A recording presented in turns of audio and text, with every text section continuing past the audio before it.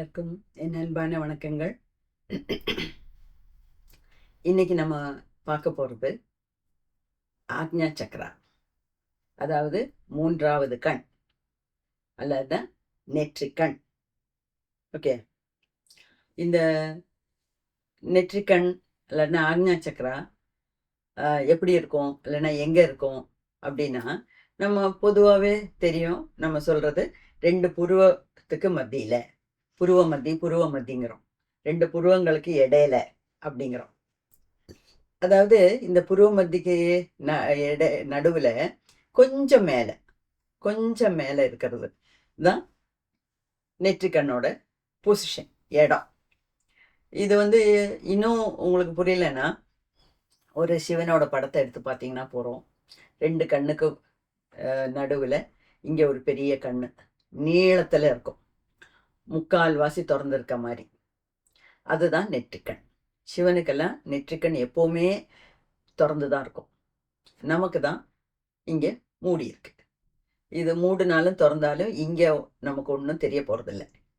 ஓகேயா, அது ஒரு விஷயம்.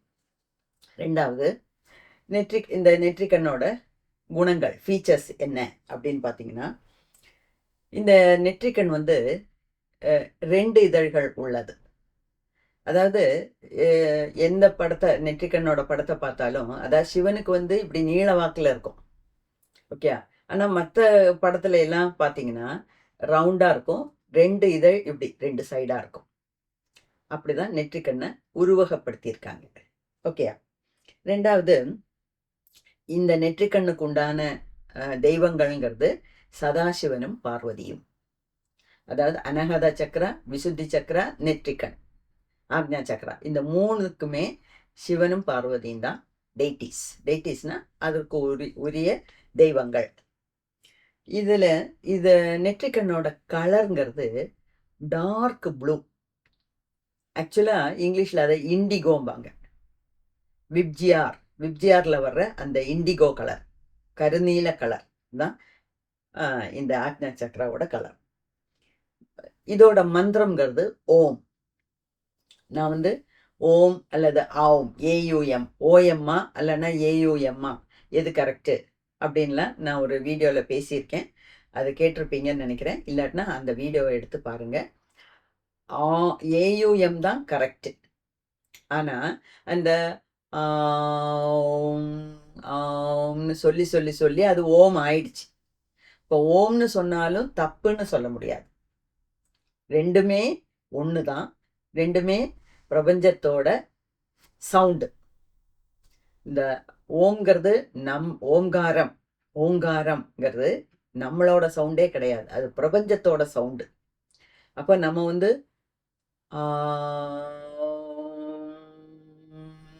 நிறைய தடவை சொல்லும்போது அந்த வைப்ரேஷன் பிரபஞ்சத்தில் போய் தட்டி நமக்கும் பிரபஞ்சத்துக்கும் ஒரு கனெக்ஷன் உண்டாக்கும்.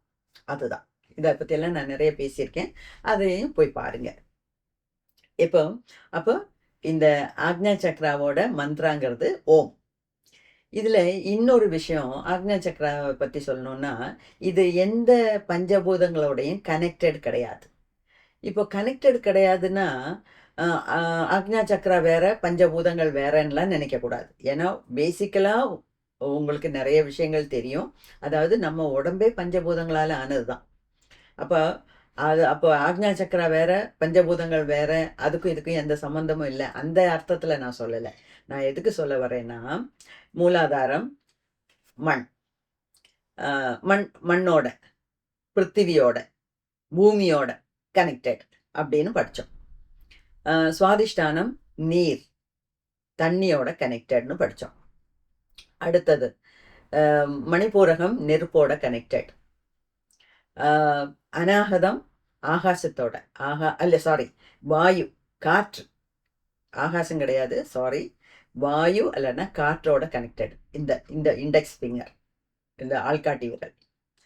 அடுத்தது விசுத்தி சக்கரா. விசுத்தி சக்கராங்கிறது ஆகாசம், ஆகாயத்தோட கனெக்டடு அப்படின்னு சொல்லும்போது, அடுத்தது நேச்சுரலாக ஒரு கொஸ்டின் வருது, அப்போ ஆக்ஞா சக்கரா எந்த பூதத்தோட கனெக்டடு? அது எந்த பூதத்தோடையும் கனெக்டடு அப்படி சொல்லலை அப்படிங்கிற அர்த்தத்தில் நான் பேசுகிறேன். ஓகேயா? அப்போ இதெல்லாம் தான் ஆக்ஞா சக்ராவோட டிஸ்கிரிப்ஷன், அதோட ஃபீச்சர்ஸ். இதில் ஆக்ஞா சக்ரா அப்போ எங்கே இருக்கு? நம்ம வந்து பூர்வ மத்தின்னு சொல்கிறோம். நெற்றிக்கண், மூன்றாவது கண், 2 கண் இருக்கு ஆல்ரெடி. அதனால இது ரெண்டும் ஊனக்கண், இது ஞானக்கண். நெற்றிக்கண்கிறது ஞானக்கண் அப்படின்னா நிறைய படிச்சிருக்கோம், கேட்டிருக்கோம். ஓகே, இது எங்க இருக்கு? இப்போ படத்துல வந்து சிவனுக்கு இப்படி வரைகிறோம், நம்ம தொட்டு தொட்டு இப்படி காமிக்கிறோம். ஆக்சுவலாக அந்த நெற்றிக்கண்கிறது ரொம்ப சென்சிட்டிவான ஒரு ஏரியா. அதனால்தான் லேடிஸ் எல்லாம் இங்கே பொட்டு வைக்க ஆரம்பித்தாங்க. இந்த பொட்டு வைக்கிறதுனால தான் அந்த நெற்றிக்கண் வந்து மறைக்கப்பட்டிருக்குன்னா மற்றவங்களோட பார்வையிலேருந்து அந்த இடத்த பாதுகாக்கணுங்கிறதுக்காக தான் இங்கே பொட்டு வைக்கிறோம். ஓகேயா? அது இந்தியாவில் இந்திய கலாச்சாரத்தில் ஒரு இதுதான் பெண்கள் வந்து இங்கே பொட்டு வைக்கிறது. அதே மாதிரி ஆண்கள் வந்து சந்தனம் போடுறாங்க, நாமம் போடுறாங்க, விபூதி பூசுறாங்க. அது எல்லாமே ஒரு அர்த்தத்தோட தான் ஆரம்பிச்சிருக்காங்க. ஓகே, இப்போதான் நம்ம வந்து இந்த குங்குமம்லாம் இல்லாமல் ஸ்டிக்கர் போட்டு வைக்கிறோம். ஆனால் சரி, கரெக்டாக சொல்ல போனால் ஸ்டிக்கர் போட்டெல்லாம் வைக்கக்கூடாது. நானும் ஸ்டிக்கர் தான் வச்சுருக்கேன். ஏன்னா இப்போதைக்கு சாந்து, குங்குமம் இதெல்லாம் வச்சு நமக்கு நடைமுறையில் சாத்தியப்படலை. அதனால நம்ம இதெல்லாம் மாற்றி வரோம். சாரி. இப்போ லொக்கேஷன் எங்கே இருக்கு? இதோட லொக்கேஷனுங்கிறது இப்போ நம்ம பிரெயின், மூளையை ரெண்டா பகுத்தா 2 பாகம் கிடைக்குது இல்லையா? இப்போ ஒரு உருளைக்கிழங்கு எடுத்துக்கோங்க. உருளைக்கிழங்கு நடுவில் வெட்டுறோம், 2 பீஸ் கிடைக்குது. அதே மாதிரி தான் நம்ம மூளையும், ரைட் பிரெயின், லெஃப்ட் பிரெயின், 2 பாகமாக இருக்கு. ஒன்னொன்னுக்கும் வேற வேற வேலைகள். இப்போ இந்த 2 பீஸ் இப்படி ஒன்னா சேர்த்தோம்னா அந்த நடு சென்டர்ல, ஆக்சுவலா இந்த நடு சென்டர்னு சொல்றதே ஒரு ஒரு தப்பான எக்ஸ்பிரஷன். தப்பானன்னா அது எதுக்கு நடு சென்டர்? நடுனாலும் சென்டர்னாலும் ஒன்று தான். அப்போ ஏன் நடு சென்டருங்கிறோன்னா அது அவ்வளோ அழுத்தம் திருத்தமாக சொல்கிறோம். அந்த சென்டர் பாகத்தில் தான், அந்த நடு பாகத்தில் தான் இருக்குது அப்படின்னு சொல்கிறதுக்காக நம்ம சொல்கிறோம். அதில் தப்பு சரின்னு இல்லை, அது புரிஞ்சுக்கிட்டா போதும். அப்போ இப்போ நம்ம இந்த மூளையில் மேலேருந்து கீழேருந்து 2 சைடில் இருந்து அப்படி 4 கோடு போட்டோம்னா அந்த 4 இந்த 2 கோடும் வெர்டிக்கல், ஹரிசாண்டல், இந்த 2 கோடும் எங்கே போய் மீட் பண்ணுதோ அந்த தான் சென்டர் பாயிண்ட் இல்லையா? அந்த சென்டர் பாயிண்ட்ல சின்ன ஒரு நெல்மணி அளவுக்கு ஒரு கிளாண்ட் உண்டு. அந்த கிளாண்டுக்கு பேரு தான் பீனியல் கிளாண்ட். இப்போ யூடியூப்ல எல்லாம் போட்டிங்கன்னா ஏகப்பட்டது கிடக்கு அதை பற்றின விஷயங்கள்லாம். சிலவங்க வந்து பீனியல் கிளாண்டுங்கிறாங்க, சிலவங்க பைனியல் கிளாண்டுங்கிறாங்க. எல்லாமே அதெல்லாம் எது சரி எது தப்புன்னெலாம் யோசிக்க வேண்டாம், எல்லாமே கரெக்டு தான். ஏன்னா அது வந்து ஒரு ஆர்கனோட பேர், அதனால எப்படி வேணாலும் சொல்லலாம். எனக்கெல்லாம் வந்து எங்கள் டீச்சர்ஸ் எல்லாம் எனக்கு பீனியல் கிளாண்டு தான் சொல்லி கொடுத்துருக்காங்க. அதனால நானும் பீனியல் கிளாண்டுனே கேட்டுட்டு வரேன், சொல்லிட்டு வரேன். சிலவங்க பைனியல்ங்கிறாங்க. இந்த பைனியல்னாலும் பீனியல்னாலும் அது ஏன் அதுக்கு பேர் வந்ததுன்னா, சின்னது, ரொம்ப சைஸ்ல சின்னது, நெல்மணி சைஸ் தான். ஆனா ஏன் அதுக்கு அப்படி சொல்றாங்கன்னா, இந்த ஊட்டிக்கெல்லாம் போனீங்கன்னா பைன் ஃபாரஸ்ட்னே இருக்கும், பைன் ட்ரீஸ் இருக்கும். கோன் ஃபாரஸ்ட்டும் பைன் ஃபாரஸ்ட், கோன் ஃபாரஸ்ட் எல்லாம் ஒண்ணுதான். அதாவது இந்த பைன் மரத்துல பூ பூக்காது, அந்த பூவுக்கு பதிலா இந்த மாதிரி நீங்க நிறைய பார்த்துருப்பீங்க. இதுதான் அந்த பைன் மரத்தோட கோன். இந்த கோன் ஷேப்ல இருக்குல்ல, ட்ரையாங்கிள் ஷேப்ல இருக்குல்ல, அதனால இதுக்கு வந்து கோன் பேர். அதனாலதான் கோன் ஃபாரஸ்ட் அல்லனா பைன் ஃபாரஸ்ட்ங்கிறாங்க.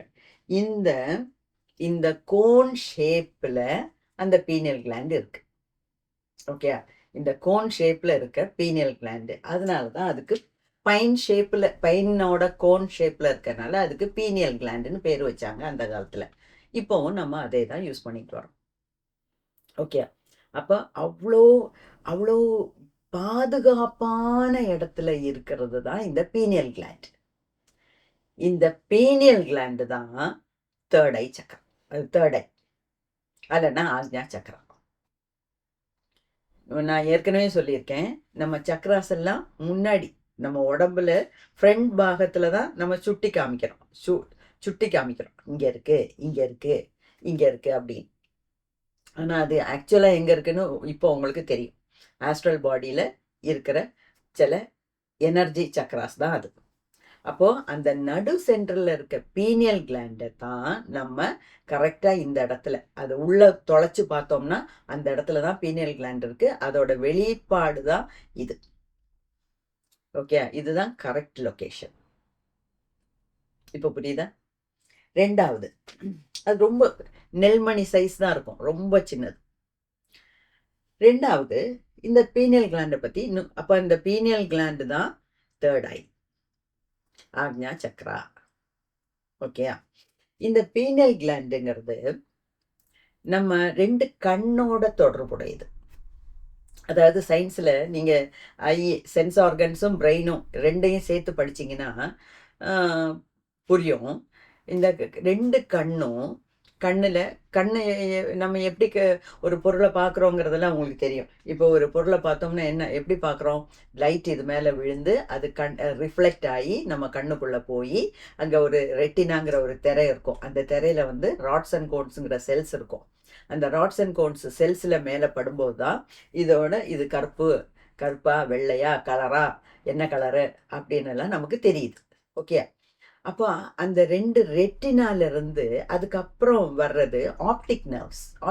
ஆப்டிக்னாலே கண்ணுன்னு அர்த்தம். அப்போ ஆப்டிக் நர்வ்ஸ்னா இந்த கண்ணுலேருந்து வெளியே வர்ற நர்வ்ஸ். அந்த ரெண்டு கண்ணுலேருந்து வர்ற நர்வ்ஸும் ரைட் ஐ லெஃப்ட் ஐ ரெண்டு கண்ணுலேருந்து வர்ற நர்வ்ஸும் இப்படி கிராஸ் ஆகும். இந்த மாதிரி ஆப்டிக் கயாஸ்மான்னு பேர். இந்த ஆப்டிக் கயாஸ்மாவுக்கும் பீனியல் கிளாண்டுக்கும் ரொம்ப தொடர்பு உண்டு. அப்போது இதுலேருந்து நம்ம என்ன புரிஞ்சுக்கணும்னா, நம்ம கண்ணு வந்து ஃபோட்டோ சென்சிட்டிவ். ஃபோட்டோனா லைட். அப்போ நம்ம கண்ணு வந்து லைட் சென்சிட்டிவ். லைட் சென்சிட்டிவ்னா என்ன அர்த்தம்? கண்ணு தெரியறது பகலில் தான் தெரியும், இல்லைன்னா லைட் வெளிச்சம் இருந்தால் தான் தெரியும், இல்லையா? இருட்டில் கண்ணு தெரியுமா? தெரியாது. கண்ணை திறந்து பார்த்தா கூட ஒன்றும் தெரியாது. அப்போது அதுக்கு பேர் தான் ஃபோட்டோ சென்சிட்டிவ். அப்போ நம்ம ரெண்டு கண்ணும் ஃபோட்டோ சென்சிட்டிவ், அதே மாதிரி இந்த பீனியல் கிளாண்டும் ஃபோட்டோ சென்சிட்டிவ். அப்போது அது ஒன்று. இப்போ ஃபோட்டோ சென்சிட்டிவ்னால என்ன? பீனியல் கிளாண்டு ஃபோட்டோ சென்சிட்டிவ்னா என்ன அர்த்தம்னா, பீனியல் கிளாண்டு வந்து ஒரு எண்டோக்ரைன் கிளாண்ட், நாளமில்லா சுரப்பி. கிளாண்டுனா சுரப்பி, நாளமுள்ள சுரப்பிகள், நாளமில்லா சுரப்பிகள்னு சயின்ஸில் படிச்சிருப்பீங்க. இது பீனியல் கிளாண்டுங்கிறது எண்டோக்ரைன் கிளாண்ட், நாளமில்லா சுரப்பி. அது இந்த நாளமில்லா சுரப்பிகள் செக்ரீட் பண்ணுறது, இந்த உருவாக்குற திரவகம் இருக்கு இல்லையா, ஒரு பொருள், அதுக்கு பேர் தான் ஹார்மோன்ஸ். அப்போ இந்த பீனியல் கிளாண்டு செக்ரீட் பண்ணுற ஹார்மோனுக்கு பேர் தான் மெலட்டோனின். அப்போ இந்த பீனியல் கிளாண்டு மெலட்டோனின் எப்போ செக்ரீட் ஆகும் தெரியுமா? நைட்டில் தான் செக்ரீட் ஆகும். நைட்டுனா இருட்டில் தான் செக்ரீட் ஆகும். அப்போது என்ன அர்த்தம்? பீனியல் கிளாண்டும் நம்ம கண்ணு மாதிரி ஃபோட்டோ சென்சிட்டிவ். அது பகலில் ஒரு விதமாக ஒர்க் பண்ணும், நைட்டில் ஒரு விதமாக ஒர்க் பண்ணும். பகலில் எப்படி ஒர்க் பண்ணும்? மெலட்டோனின் செக்ரீட் பண்ணாது, சுரக்காது. மெலட்டோனின்கிற ஹார்மோன் சுரக்காது. நைட்டில் இருட்டில் பீனியல் கிளாண்ட் வந்து இந்த மெலட்டோனின்கிற ஹார்மோன் சுரக்கும். அதனால்தான் நம்ம தூங்கும்போது, அதாவது இருட்டில் படுத்து தூங்கணுங்கிறது. இருட்டில் படுத்து தூங்கணும், அது ஒரு சின்ன லைட் இருந்தால் பரவாயில்ல அப்படிம்பாங்க. சிலவங்க வந்து சின்ன வெளிச்சம் வேணும்பாங்க. அதுக்கெல்லாம் கூட வேறு வேறு அர்த்தங்கள் இருக்குது, இல்லைன்னு சொல்லலை. ஆனால் பொதுவாக வந்து நம்ம டியூப் லைட்லாம் போட்டுட்டு தூங்க மாட்டோம் இல்லையா? நம்ம நைட்டில் முக்கால்வாசி லைட்டில் வேணால் ஒரு சின்ன நைட் லேம்ப் போட்டுக்கலாம். அப்போது எவ்வளவுக்கு எவ்வளவு நம்ம தூங்கும்போது இருட்டா இருக்கோ, அவ்வளவுக்கு அவ்வளவு இந்த பீனியல் கிளாண்ட் ஆக்டிவேட் ஆகி மெலட்டோனின்ங்கிறது செக்ரீட் ஆகும். இப்போ அந்த மெலட்டோனினால என்ன பிரயோஜனம்? அதுதான் பாயிண்ட். மெலட்டோனின் நமக்கு நம்ம தூக்கத்தை சரி பண்ணும். மெலட்டோனின் சரியா உற்பத்தி ஆனா தான் நம்ம தூக்கம் நல்லா வரும். இப்போ புரியுதா? எப்படி நம்ம கண்களும் பீனியல் கிளாண்டும் ஃபோட்டோ சென்சிட்டிவாக இருந்து எப்படி நமக்கு ஸ்லீப்புக்கு, அதாவது தூக்கத்துக்கு நம்மளை ஹெல்ப் பண்ணுது அப்படின்னு புரியுது இல்லையா? அது ஒரு விஷயம். ரெண்டாவது, இந்த இந்த மெலட்டோனின் வந்து செக்ரீட் ஆகும்போது இது இன்னொரு வேலையும் பண்ணும். அதுக்கு பேர் தான் circadian rhythm. Circadian rhythm. Circadian ரிதம்னா என்ன? அதாவது நம்ம இந்த 24 மணி நேரம் இருக்குல்ல, 24 மணி நேரம், அதாவது 12 மணி நேரம் பகல், 12 மணி நேரம் இரவு அப்படின்லாம் நம்ம வித்தியாசப்படுத்துகிறோம் இல்லையா? அதுக்கு பேர் தான் இந்த சர்க்காடியன் ரிதம். அந்த சர்க்காடியன் ரிதத்துக்கு காரணம் இந்த இந்த மெலட்டோனின்ங்கிற ஹார்மோன் தான். அது இன்னும் கொஞ்சம் இந்த சர்க்காடியன் ரிதங்கிறது ஒரு சயின்டிஃபிக் டேர்ம். அதுக்கு இன்னொரு சிம்பிளான டேர்ம் உண்டு. அதாவது பயாலாஜிக்கல் கிளாக். பயாலாஜிக்கல் கிளாக்னா என்ன? கிளாக்குன்னா கடிகாரம், அது உங்களுக்கு தெரியும். அது என்ன பண்ணும்? டைம் காமிக்கும். பயாலாஜிக்கல் கிளாக்னா வெளியே கடிகாரம் டைம் காமிக்கிற மாதிரியே நம்ம உடம்புலையும் ஒரு கிளாக் உண்டு. அந்த கிளாக்குக்கு பேர் தான் சர்க்காடியன் ரிதம், பயாலாஜிக்கல் கிளாக்குன்னு சொல்கிறோம். அதனால என்ன பிரயோஜனம்? நான் ஒரு சின்ன உதாரணம் சொல்கிறேன். உதாரணங்கிறது, இப்போ தினமும் நம்ம 4 மணிக்கு பிரம்ம முகூர்த்தத்தில் எந்திரிக்கிறோம். சாதனைகள்லாம் பண்ணுறோம், மெடிடேஷன் பண்ணுறோம். அதுக்காக 4 மணிக்கு எந்திரிக்கிறோம். 4 மணிக்கு எந்திரிக்கிறதுக்காக நம்ம ஒரு கடிகாரத்தோட உதவியை நாடுறோம். அதை கடிகாரத்தில் டைம் அலாரம் செட் பண்ணுறோம், இல்லைன்னா மொபைலில் அலாரம் செட் பண்ணிவிட்டு படுக்கிறோம். கண்டினியூஸாக ஒரு 3 மாதம் இப்படியே செட் பண்ணி 4 மணிக்கு எந்திரிக்கிறீங்கன்னு வச்சுக்கோங்க. 3 மாதம் கூட தேவையில்லை. கொஞ்ச நாள் ஆகும்போதே நம்ம ஆட்டோமேட்டிக்காக அலாரம் வைக்காட்டினா கூட நம்ம 4 மணிக்கு முழிப்பு வரும். அதுக்கு பேர் தான் பயாலாஜிக்கல் கிளாக். அதே மாதிரி நைட்டு சிலவங்கெல்லாம் நைட்டு 12-1 மணி வரைக்கும் ஒர்க் பண்ணுவாங்க, காலையில் 8-10 மணி வரைக்கும் தூங்குவாங்க. சிலவங்களுக்கெல்லாம் நைட்டு 10 மணிக்கு படுத்தாகும். நான் அந்த கேட்டகரி. எனக்கு சின்னதில் காலேஜில் படிக்கும்போதே கூட நைட்டில் விடிய விடிய உட்காந்து படிக்க மாட்டேன். ஒரு 10 மணி 11 மணிக்கு மேலே நான் உட்கார்ந்ததே இல்லை. காலையில் 4 மணிக்கு 5 மணிக்கெல்லாம் எந்திரிச்சு படிப்பேன். இப்போவும் அதுதான் எனக்கு கண்டினியூஸாக தொடர்ச்சியாக வருது. அப்போது எனக்கு ஒரு நைட்டு வெளியே போனால் கூட, வெளியே ஷாப்பிங் போனால் கூட, வெளியே இருந்தால் கூட, எங்கே மற்றவங்க வீட்டுக்கு போனால் கூட 9:30 ஆனால் கொட்டாய் வரும். எனக்கு கொட்டாய் வந்தாலே என்ன என்ன என்னை புரிஞ்சுக்கிட்டவங்க எல்லாரும் சொல்லுவாங்க, ஓ மணி 9:30 ஆச்சு, தூக்கம் வந்துருச்சு அப்படிம்பாங்க. கொட்டாய் விட்டாலே என்னோட டைமு 9:30ன்னு உங்கள் வாட்சில் கூட மாற்றி வச்சுக்கலாம். அவ்வளோ கரெக்டாக இருக்கும். 10 மணிக்கு மேலே என்னால் எந்த வேலையும் செய்ய முடியாது. இந்த எழுதுறது, படிக்கிறது, உட்காந்து அதெல்லாம் ஆக்டிவாக நான் பகலில் பண்ணுற மாதிரி என்னால் நைட்டு பண்ண முடியாது. அதே சமயத்தில் 10 மணிக்கெலாம் தூங்கிட்டேன்னா காலையில் 4 மணிக்கெலாம் தானாகவே முழிப்பு வரும். இதுக்கு பேர் தான் பயாலாஜிக்கல் கிளாக். இந்த பயாலாஜிக்கல் கிளாக்கு இல்லைன்னா சர்க்காடியன் ரிதத்துக்கு காரணம் நம்ம பீனியல் கிளாண்டு செக்ரீட் பண்ணுற மெலட்டோனின்ங்கிற ஹார்மோன். ஓகே, அது ஒன்று. இது சயின்ஸ். இவ்வளோ நேரம் நான் பேசினது சயின்ஸ். ஸ்பிரிச்சுவலாக பீனியல் கிளாண்டுக்கு என்ன வேலை? 3வது ஐ அல்லன்னா நெற்றிக்கண் அல்லன்னா ஆக்ஞா சக்கரத்துக்கு ஸ்பிரிச்சுவலாக ஆன்மீகத்தில் பீனியல் கிளாண்டுக்கு உண்டான ரோல் என்ன, அதோட வேலை என்ன அப்படின்னு கேட்டிங்கன்னா, நம்ம ஸ்பிரிச்சுவல் லைஃப்பில் ரொம்ப ரொம்ப ரொம்ப ஹெல்ப் பண்ணுறது நமக்கு இந்த ஆக்ஞா சக்கரா தான். அது எவ்வளோ முக்கியம்னா, அந்த காலத்திலே, பண்டைய காலத்திலேயே அந்த பீனியல் கிளாண்ட்ல தான் நம்ம ஆத்மா இருக்கு அப்படின்னு சொல்லியிருக்காங்க. அதாவது நம்மளோட ஆத்மாவோட உறைவிடம் பீனியல் கிளாண்டு அப்படின்னு எத்தனையோ வருஷத்துக்கு முன்னாடியே சொல்லி வச்சுட்டு போயிட்டாங்க. அதுதான் அந்த ஸ்பிரிச்சுவல் பாதையில பீனியல் கிளாண்டுக்கு உண்டான முக்கியத்துவம். ஓகேயா? அது ஒன்று. ரெண்டாவது,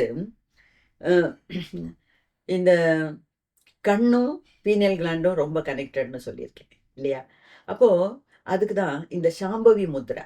சாம்பவி முத்ரா கேள்விப்பட்டிருப்பீங்க. இல்லாட்டினா உங்களுக்கு கூகுள் அடித்தா எல்லாம் கிடைக்கும். சாம்பவி முத்ரா அப்படின்னா இந்த 2 கண்ணையும் இப்படி மேலே மேலே பார்க்கணும். மேலே பார்க்கறதுனா இந்த இடத்துல கான்சன்ட்ரேட் பண்ணணும். நம்ம 2 கருவிழியும் நேராக இங்கே கான்சன்ட்ரேட் பண்ணி இப்படி பார்க்கணும். இது ஒரு எக்ஸசைஸ். இது ஆக்ஞா சக்கராவை ஆக்டிவேட் பண்ண ஹெல்ப் பண்ணும். முதல்ல எல்லாம் இப்படி இப்படி பார்க்கும்போது கண்ணு வலிக்கும். இந்த இடத்துல ஒரு கூசுற மாதிரி இருக்கும். இந்த இடத்துல ஏதோ ஒரு ஒரு சென்சேஷன் தெரியும் நமக்கு. போக போக போக இப்படி பார்த்துட்டு இப்படியே பார்த்துட்டே இருந்தோம்னா தானாக ஆக்ஞா சக்கரா ஆக்டிவேட் ஆகும். மகாவதார் பாபாஜியோட படம் பார்த்துருக்கீங்கல்ல? படம்னா அவரோட ஃபோட்டோ. 2 கண்ணும் கருவிழிகள் 2 மேல் குத்தி இருக்கும், மேல் நோக்கி இருக்கும். அதுதான் ஆக்ஞா சக்கராவை ஆக்டிவேட் பண்ணுறதுக்கு உண்டான ஒரு வழி. நிறைய வழிகள் இருக்கு, அதில் ஒரு சிம்பிள் வழி இது. இதனால தான் நான் சொன்னேன் 2 கண்ணும் பீனியல் கிளாண்டோட கனெக்டட். அது மட்டும் இல்லை, அப்படியே பார்த்துட்டே இருக்கணும். பார்த்துட்டே இருந்து வேணால் கண்ணை கூட அடைச்சிட்டு இங்கே நம்ம அதோட கான்சன்ட்ரேஷனை வச்சுக்கலாம். யூஸ்வலாக ஒரு ப்ராவர்ப், ஒரு பழமொழி சொல்லுவாங்க, where your attention goes there the energy flows. அதாவது நம்ம அட்டென்ஷன், நம்ம கவனம் எங்கே போகுதோ அங்கே நம்மளோட எனர்ஜி குவியும். அது மாதிரி இந்த இடத்த கவனிச்சுக்கிட்டே இருந்தீங்கன்னா நம்ம எனர்ஜி அங்கே போய் குவியும். அங்கே எனர்ஜி குவிய குவிய அந்த ஆக்ஞா சக்கரா ஆக்டிவேட் ஆகும். அது ஒரு வழி. அப்புறம் இப்போ கண்ணு இப்படி பண்ணிகிட்டே இருக்கும்போது நமக்கு கண்ணு வலிச்சதுன்னா சில சமயம் கண்ணை அடைக்கலாம். அப்புறம் கண்ணை நல்ல லெவலில் வச்சுக்கணும். அதாவது இந்த right left right, up and down, இந்த மாதிரியெல்லாம் எக்ஸசைஸ் சும்மா இருக்கும்போது மெடிடேஷன் பண்ணும்போது இல்லை, சும்மா இருக்கும்போது அப்படியெல்லாம் பண்ணி இப்படி ரொட்டேட் பண்ணி ரைட்டு லெஃப்ட்டு, இந்த clockwise anticlockwise, இந்த மாதிரிலாம் பண்ணிகிட்டே இருந்தோம்னா கண் எப்போவும் ஆக்டிவாக இருக்கும், நல்ல நிலையில் இருக்கும். அப்போ நமக்கு இந்த சாம்பவி முத்ரா போட்டோம்னா நமக்கு ரொம்ப வலி இல்லாமல் நல்லபடியாக இருக்கும். அது மட்டும் இல்லை, இப்படி பார்க்க இங்கே உங்களுக்கு குறுன்னு ஒரு சென்சேஷன், அதுதான் ஆக்டிவேட் ஆக தொடங்குது அப்படிங்கிறதுக்கு உண்டான அறிகுறி. அது மட்டும் இல்லை, கண்ணை நல்ல விதத்தில் வச்சுக்கணும். அது மட்டும் இல்லை, இந்த உதிக்கிற அதாவது சூரிய உதயம் ஆகும்போது உண்டான வர்ற சூரியன் ஆரஞ்சு கலரில் இருக்கும். அதே மாதிரி அஸ்தமிக்கிற டைமில் கூட ஆரஞ்சு கலரில் இருக்கும். அந்த 2 சூரியனை சன்கேசிங்பாங்க. சன்கேசிங்னா இப்படி சூரியனை பார்த்துக்கிட்டே இருக்கணும். வெள்ளை சூரியனை பார்க்கக்கூடாது. அந்த ஆரஞ்சு கலரில் இருக்கும்போது மட்டும்தான் நம்மளால் பார்க்க முடியும். அப்போ தான் பார்க்கணும். மற்ற சமயத்தில் போய் சன்கேசிங் பண்ணுறேன்னு சொல்லி கண்ணை கெடுத்துக்காதீங்க. அதுக்காக நான் சொல்லலை. அந்த ஆரஞ்சு சன்கேசிங் கூட நமக்கு கண்ணுக்கு நல்லது, கண்ணோட ஆரோக்கியத்துக்கு நல்லது. அது மட்டும் இல்லை, இன்னும் கொஞ்சம் சன் மேலே வந்ததுக்கு அப்புறம் கூட நம்ம மார்னிங் வாக், ஈவினிங் வாக்கெல்லாம் போகும்போது சன்லைட் நம்ம உடம்புல படுறது நல்லது. அது விட்டமின் டிக்கு உண்டானது, அது வேற விஷயம். அது அப்படியே போட்டோம். ஓகே, இப்போ கண்ணுக்கும் பீனியல் கிளாண்டுக்கும் உள்ள சம்பந்தத்தை தான் நான் சொல்லிட்டு வரேன். ஓகே, புரியுதுல்ல? ஓகே. ஸோ இதில் என்னன்னா, இது நமக்கு ஆன்மீகத்தில் எந்த விதத்தில் உதவும் அப்படின்னா, முதல்ல நமக்கு ஆக்ஞா சக்கரா ஆக்டிவேட் ஆகும். அப்புறம் ஆக்டிவேட் ஆகி அது பர்ஃபெக்ஷனில் வரும். அந்த பர்ஃபெக்ஷன் வரும்போது நமக்கு எக்ஸ்ட்ரா சென்சரி பர்செப்ஷன், இஎஸ்பிம்பாங்க. இஎஸ்பின்னா என்ன? அதாவது நம்ம இந்த 2 ஊனக்கண்ணால் பார்க்க முடியாத பல விஷயங்கள், எக்ஸ்ட்ரா சென்சரினா இது sense gland, sense organ, extra sensory perception, அதாவது ஐம்புலன்களால் பார்க்க முடியாதது, சுவைக்க முடியாதது, கேட்க முடியாததெல்லாம் நமக்கு கேட்க வரும், பார்க்க முடியும். அதான் இஎஸ்பிங்கிறது. அந்த இஎஸ்பி நமக்கு அனுபவத்தில் கிடைக்கணும்னா ஆக்ஞா சக்கரா ஆக்டிவேட் ஆகணும். ஓகே, அது ஒன்று. அதாவது மெட்டாஃபிசிக்கல் எக்ஸ்பீரியன்ஸ் வாங்க. மெட்டாஃபிசிக்கல்னா என்ன? ஃபிசிக்கல்னா இந்த ஸ்தூல சரீரம். இந்த மெட்டாஃபிசிக்கல்னா இந்த ஸ்தூல சரீரத்தை கடந்த அனுபவங்கள் நமக்கு கிடைக்கும். அப்போது அதுக்கு எப்படி என்ன பண்ணணும்? மெயினாக மெடிடேஷன் பண்ணணும். அப்போ மெடிடேஷன் பண்ணிகிட்டு இருக்கும்போது நம்ம தொடர்ந்து மெடிடேஷன் பண்ணும்போது ஆட்டோமேட்டிக்காக நமக்கு இந்த ஆக்ஞா சக்கரா ஆக்டிவேட் ஆகும். ஆக்டிவேட் ஆனால் நம்மளோட முன் ஜென்மங்களை எல்லாம் பார்க்கலாம், இனிமேல் வரப்போகிற ஜென்மங்களை குறித்து பார்க்கலாம், ஃப்யூச்சரில் என்ன, இந்த ஜென்மத்திலே ஃப்யூச்சரில் நாளைக்கு என்ன நடக்க போகுது, 5 வருஷத்துக்கு அப்புறம் என்ன நடக்க போகுது, 10 வருஷத்துக்கு அப்புறம் என்ன நடக்க போகுது, அந்த மாதிரியெல்லாம் நமக்கு தெரிய வரும். நம்மளை பற்றி மட்டும் இல்லை, மற்றவங்களை பற்றியும் தெரிய வரும். அதாவது இந்த ஆக்ஞா சக்கரா நல்லா பர்ஃபெக்ஷனில் வந்து ஆக்டிவேட் ஆகி பர்ஃபெக்ஷனில் இருந்ததுன்னா,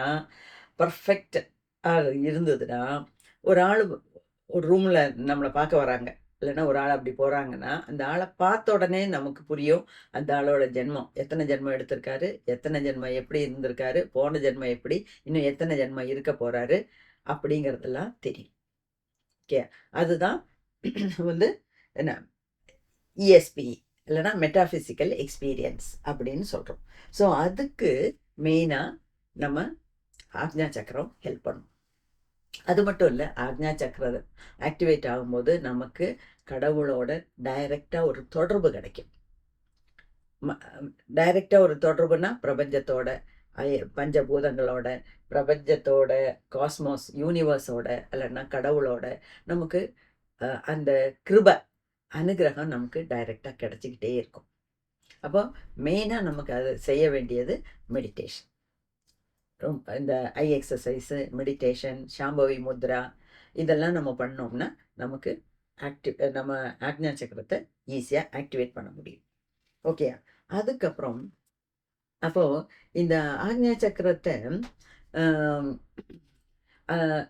ஆக்ஞா சக்கரம் ஆக்டிவேட் ஆகிறதுக்காக தான் நம்ம உடம்பு, நம்ம கண் எல்லாமே அந்த அந்த அந்த காலத்தில் எப்படி வாழ்ந்தாங்க? சூரிய அஸ்தமனத்தான உடனே சூரிய வெளிச்சம் இருக்கும்போதே பகல் பூரா வேலை செய்வாங்க, பகல் பூரா கஷ்டப்படுவாங்க. 5 மணி சூரிய அஸ்தமிக்க போகுதுன்னு தெரியும் போதே வீட்டுக்கு போவாங்க, குளிச்சுட்டு நைட்டுக்கு உண்டான சாப்பாடை சாப்பிட்டு ரெஸ்ட் எடுத்துருவாங்க. ஏன்னா நம்ம கண்கள் படைக்கப்பட்டது அப்படிதான். அதே மாதிரி அவங்க என்ன பண்ணுவாங்க அந்த காலத்தில்? காலையில் 4 மணிக்கு சூரிய உதயத்துக்கு முன்னாடியே வெளிச்சம் வந்துடும் முதல்ல, இல்லையா? அந்த வெளிச்சத்திலேயே எந்திரிச்சிருவாங்க, எந்திரிச்சு வேலையை ஆரம்பிச்சு. ஸோ நம்ம பாடி, நம்ம கண்கள் அப்படி தான் படைக்கப்பட்டிருக்கு. அதாவது பகலில் வேலை செய்யணும், நைட்டு தூங்கணும், ரெஸ்ட் எடுக்கணும். இந்த தூக்கங்கிறது ரொம்ப முக்கியங்க. அதை பற்றி நான் சொல்லியிருக்கேன். தூக்கம் வந்ததுன்னா ஒரே வழி, தூக்கத்துக்கு உண்டான ஒரே மருந்து தூக்கம்தான், தூங்கி தான் ஆகணும். அப்போ இந்த நல்லா தூங்கணும்னா இந்த மெலட்டோனின் செக்ரேட் ஆகும். அப்போ அதுக்காக தான் இந்த மெலட்டோனின் எப்போ செக்ரேட் ஆகுது? நைட்டு இருட்டில் நம்ம படுக்கும்போது தான் அந்த மெலட்டோனின் செக்ரேட் ஆகுது. ஓகே, அது ஒரு விஷயம். ரெண்டாவது, இப்போ இந்த நம்ம நல்லா மெடிடேஷன் பண்ணுறோம், ஆக்ஞா சக்கரா ஆக்டிவேட் ஆகுது அப்படிங்கிறதுக்கு என்ன அடையாளம்? சிலவங்களுக்கு கலர் தெரியும், கலர் விஷன் கிடைக்கும். கலர் விஷன்னா இங்கே ஒரு நீல கலர் பார்ப்பாங்க, நீல கலர் தெரியும். சிலவங்களுக்கு பல பல கலர்ஸ் தெரியும். சிலவங்களுக்கு அவங்களோட பழைய ஜென்மங்களோட படங்கள்லாம் இப்படியே சினிமா பார்க்குற மாதிரி அவங்க கண்ணு முன்னாடி போகும். அது இது வந்து முதல்ல இனிஷியல் ஸ்டேஜஸ் ஆஃப் மெடிடேஷன்.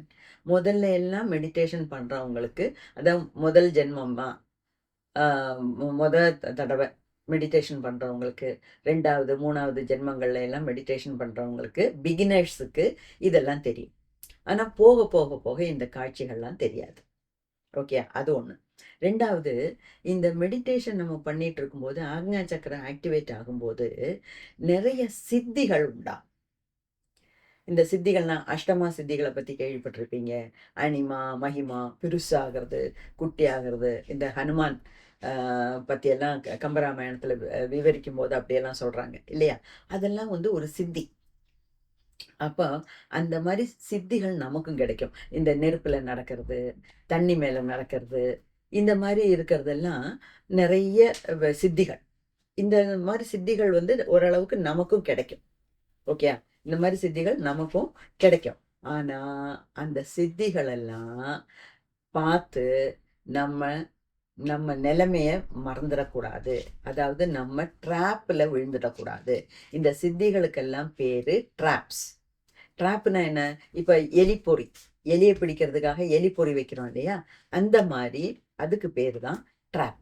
அதே மாதிரி இந்த சித்திகள் நமக்கு எப்படி வருதுன்னா, நம்மளை வழி திருப்புறதுக்காக வர்ற சில வித்தைகள், சில சக்திகள். ஓகே, ஆனா இந்த சித்திகள் வரும்போது அதிலே நம்ம மயங்கிடக்கூடாது. இப்போ அதாவது மெடிடேஷன் பண்ணும்போது நீ சிவனை பார்த்தாலும் சரி, புத்தாவை பார்த்தாலும் சரி, புத்தாவை பார்த்தாலும் சரி, என்ன யாரை பார்த்தாலும் அதிலே நின்றுடக்கூடாது. ஓ, சிவனோட காட்சி வந்துருச்சு, அதனால எனக்கு எல்லாம் ரெடி ஆயிடுச்சு, நான் என்லைட்டன்ட் ஆயிட்டேன் அப்படி அதில் நின்றுடக்கூடாது, அகப்படக்கூடாது. அதே மாதிரி தான் இந்த சித்திகள். இப்போ சிலவங்களுக்கெல்லாம் இந்த சித்தி வரும்போது ஒரு ஆள் போகும்போதே, நடந்து போகும்போதே எல்லாம் தெரியும் அப்படின்னு சொல்கிறேன். அதே மாதிரி ஒரு ஜாதகத்தை கொண்டு காமிச்சிங்கன்னா, ஜாதகத்தை பார்த்த மாதிரி இந்த ஆளுக்கு இன்னும் 10 வயசு தான், 10 வருஷம் தான் ஆயுசு, இல்லைன்னா இன்னொரு 3 மாதம் தான் இந்த ஆள் உயிரோடு இருப்பார். பார்த்த மாத்திரத்தில் அவங்களால சொல்ல முடியும், கரெக்டாக கணிக்க முடியும். அதுவும் ஒரு சித்தி தான். ஓகே, அந்த மாதிரி நிறைய விஷயங்கள் அவங்களுக்கு புரியும். ஆனால் நம்ம அந்த மாதிரி சித்திகள் நமக்கு சித்திக்கும் போது அது பின்னாடி போகக்கூடாது, அதில் மயங்கி விழக்கூடாது. இந்த சித்திகள் எல்லாம் எனக்கு கிடைச்சிருச்சே அப்படி, அதனால தான் எனக்கு என்லைட்டன்மெண்ட் ஆயிடுச்சு, நான் பெரிய மகான் ஆயிட்டேன் அப்படின்னு நம்ம ஒரு நிமிஷம் நினச்சா கூட அது வேஸ்ட். அதுக்கப்புறம் நமக்கு எதுவுமே கிடைக்காது. அப்போது இந்த சித்திகள்ங்கிறதெல்லாம் தடைகள். ட்ராப்னா என்ன? தடைகள். அதாவது பிரபஞ்சம் நம்மளை டெஸ்ட் பண்ணி பார்க்குது. நம்மளோட ஏம்ங்கிறது நம்மளோட ஜீவாத்மா பரமாத்மாவோட ஐக்கியமாகணும், அவ்வளோதான். நான் யாருங்கிறது அல்டிமேட்டாக புரிஞ்சுக்கணும். அதை விட்டுட்டு இந்த இடையில பல சின்ன சின்ன விஷயங்கள்லாம் கிடைக்கும்போது அதை நம்பி அது பின்னாடி போயிட்டோம்னா நம்மளோட அல்டிமேட் எய்ம் நமக்கு கிடைக்காது. அதாவது வேர் சித்தி எண்ட்ஸ் புத்தி ஸ்டார்ட்ஸ். இந்த சித்திகள் எல்லாம் எப்போ நிற்கிதோ அப்போ தான் நமக்கு விஸ்டம்னா ஞானம், அறிவு தொடங்கும். அதனால இந்த மாதிரி நான் எதுக்கு இவ்வளோ தூரம் சொல்கிறேன்னா, நம்ம மெடிடேஷன் பண்ணும்போதும் இந்த மாதிரி பல சித்திகள் வரலாம். அதாவது இந்த காட்சிகள்லாம் வந்தால் அப்போ என்ன பண்ணணும் அப்படின்னு ஒரு கேள்வி வரும் உங்களுக்கு. அப்போ கண்ணை திறத்துடலாமா? கண்ணை திறக்க வேண்டாம், காட்சிகள் வரும்போது பாருங்க, அனுபவிங்க, என்ஜாய் பண்ணுங்க, அதோட விட்டுருங்க. அது பின்னாடி போகக்கூடாது. அதாவது பின்னாடி போகிறதுனா என்ன அர்த்தம்?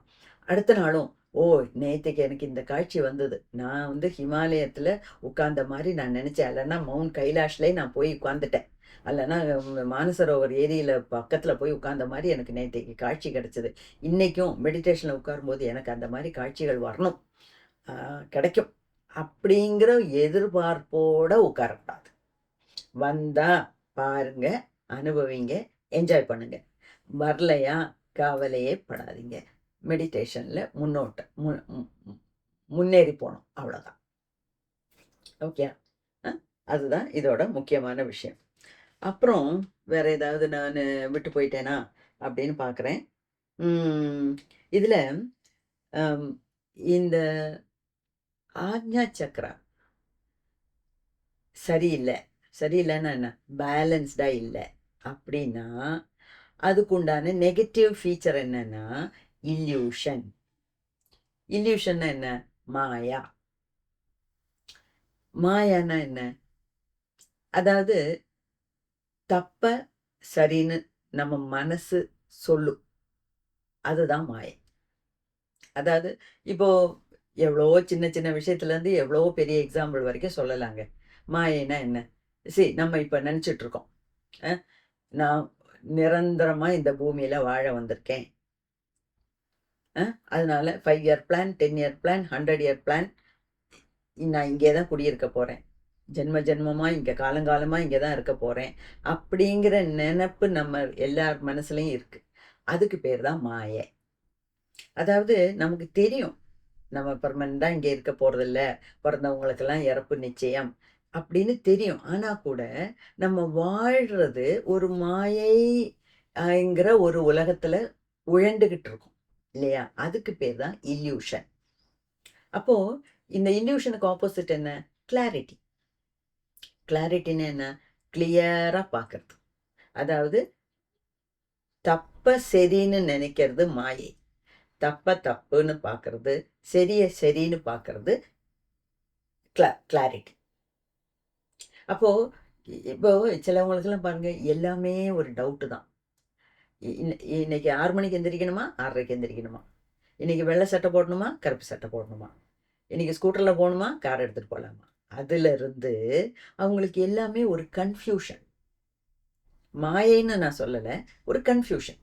அந்த கன்ஃபியூஷன்ல இருந்து கிளாரிட்டிக்கு வரணும்னா நம்ம தேர்ட் ஐ வந்து நல்லா ஸ்ட்ராங்கா இருக்கணும். ஓகேயா? அப்போ இல்யூஷன் இல்லாம கிளாரிட்டி வேணும்னா நமக்கு தேர்ட் ஐ ஆக்டிவேட் ஆகணும். தேர்ட் ஐ ஆக்டிவேட் ஆகிறவங்களுக்கு முன்னையே சொன்ன மாதிரி மெட்டாஃபிசிக்கல் எக்ஸ்பீரியன்ஸ் கிடைக்கும், கலர்ஸ் பார்ப்பாங்க, நிறைய சீன்ஸ் கிடைக்கும். அப்புறம் இஎஸ்பி எக்ஸ்பீரியன்ஸ், அதாவது எக்ஸ்ட்ரா சென்சரி பர்செப்ஷன்ஸ் கிடைக்கும். நிறைய விஷயங்கள் அவங்களுக்கு புரியும். நல்ல இமேஜினேஷனோட இருப்பாங்க அவங்க. அதாவது இமேஜினேஷன்னா என்ன? நல்ல ஒரு கற்பனை திறன் உள்ளவங்களா இருப்பாங்க. நிறைய போயம் எல்லாம் எழுதுவாங்க, நிறைய கதைகள்லாம் எழுதுவாங்க. இன்ட்யூஷன் அவங்களுக்கு ரொம்ப ஸ்ட்ராங்காக இருக்கும். இன்ட்யூஷன்னா என்ன? வரப்போகிறதெல்லாம் அவங்களுக்கு முன்ன கூட்டியே தெரியும். அதுதான் இன்ட்யூஷனுங்கிறது. அதே மாதிரி பழைய கடந்த கால நினைவுகளும் ஜென்மங்களும் அப்போ நடந்ததெல்லாம் அவங்களுக்கு நல்ல கிளியராக புரியும். ஓகே. அப்போது அவங்களுக்கு வந்து அப்சல்யூட் ட்ரூத், சத்தியம்னா என்ன, நிஜம்னா என்னங்கிறது அவங்களுக்கு நல்லபடியாக புரியும். அதுதான் ஆக்ஞா சக்ரா பேலன்ஸ்டாக இருக்கவங்களுக்கு உண்டாகிற குணங்கள். அப்போது நமக்கு எவ்வளோ தூரம் பயம் இருக்குது, எவ்வளோ தூரம் கில்ட் இருக்குது, எந்தெந்த சக்ராவை ரெடி பண்ணணும் அப்படிங்கிறதெல்லாம் நம்மளோட குணாதிசயங்களை வச்சு நம்ம புரிஞ்சுக்கிட்டு அதுக்கேற்ற மாதிரி ஒர்க் பண்ணணும். ஓகேயா? அப்போது இவ்வளோலாம் தான் ஆக்ஞா சக்ராவை பற்றி எனக்கு சொல்லணும்னு நினச்ச விஷயங்கள். அப்போது வேற என்ன இருக்குது? ஏதாவது விட்டு போயிட்டேனான்னு தான் நான் பார்க்குறேன். 2வது இந்த ஆக்ஞா சக்ரா ஆக்டிவேட் ஆகணும்னா என்ன பண்ணலாம்? First meditation.